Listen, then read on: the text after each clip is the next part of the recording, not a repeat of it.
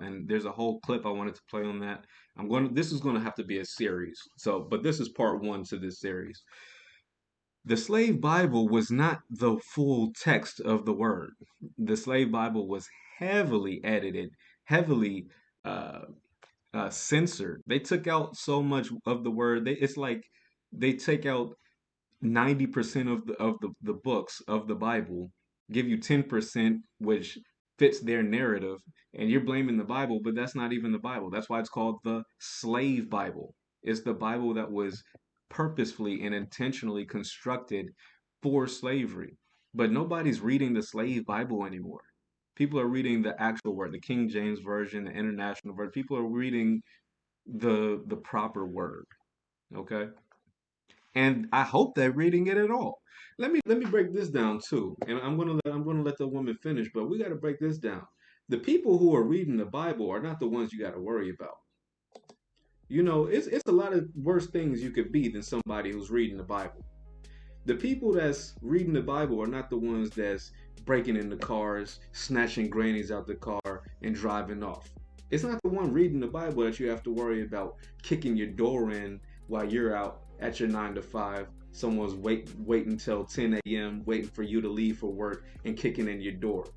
The people reading the Bible is really not the problem. The people reading the Bible isn't the ones that's going to shoot up random grocery stores and random, schools.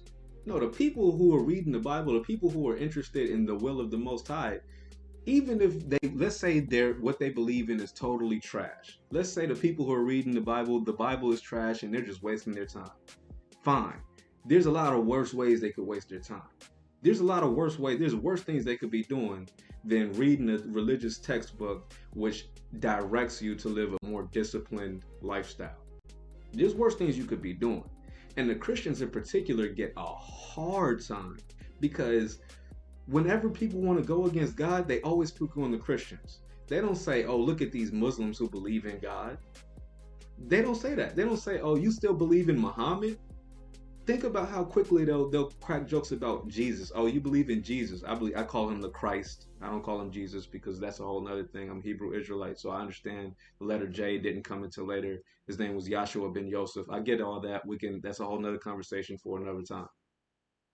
But even if you're still call him by any name, Jesus, Yahshua, whatever you want to call him, people will make fun of you for worshiping Jesus, but they're not going to make fun of you for believing in Muhammad.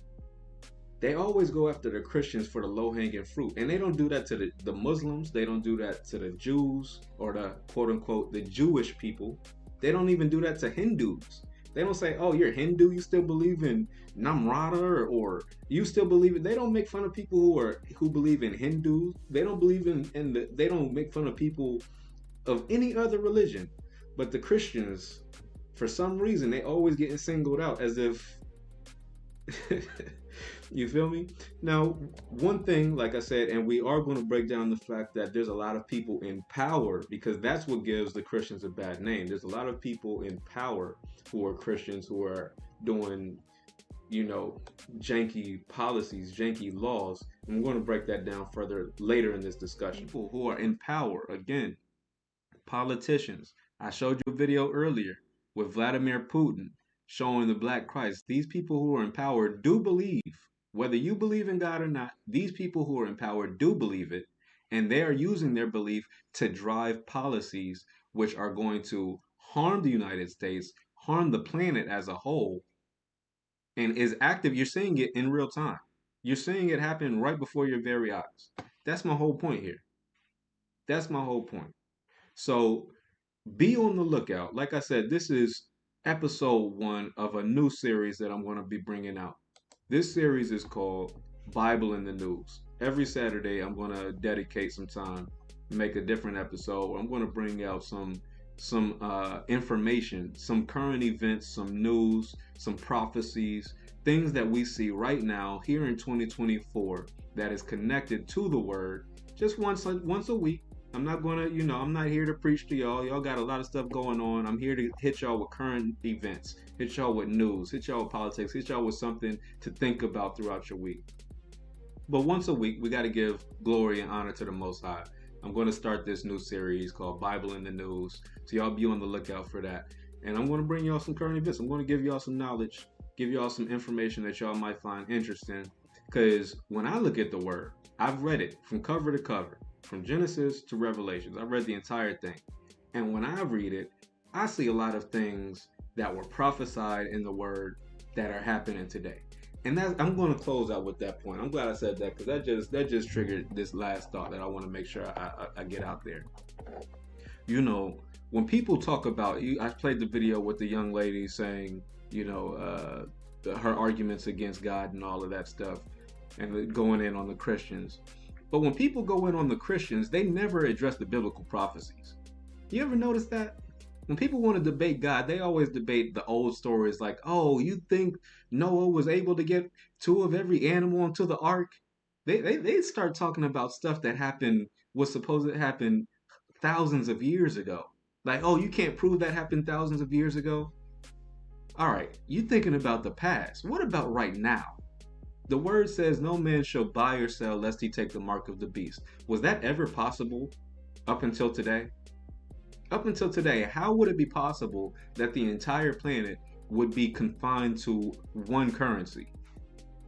It would have been impossible. People in Africa can't have the same currency as in China.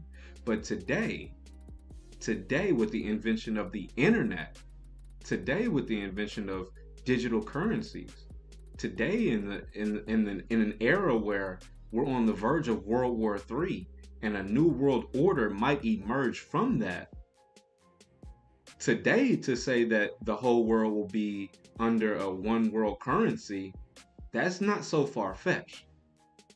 I'm talking about the biblical prophecies. Why is it that nobody ever wants to talk about the prophecies? They always want to talk about the stuff you want to argue about thousands of years ago. Where's the boat that Noah swam in? And okay, but what about today? What about today? Like I said, guys, Bible in the News, y'all be on the lookout for that. I'm going to be dropping it every week.